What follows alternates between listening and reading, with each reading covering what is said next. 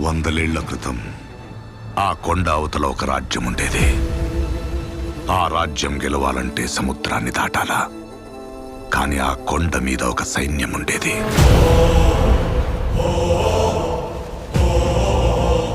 దేశం జల్లెడపట్టి రాజు తెచ్చుకున్న సైన్యం.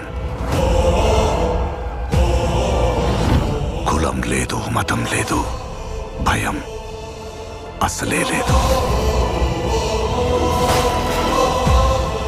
వాళ్ళ దైవం ఆయుధం,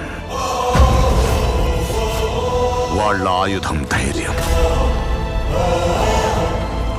రేంబగళ్ళు కొండ మీద నుంచి సముద్రాన్ని కావలి కాసేవాళ్ళు. శత్రువుల రక్తంతో 100 సార్లు ఎరుపెక్కిన ఈ సముద్రానికి సాక్ష్యంగా ఈ చోటు ఎర్ర సముద్రమయ్యింది. రాజ్యాలు పోయుండాయి,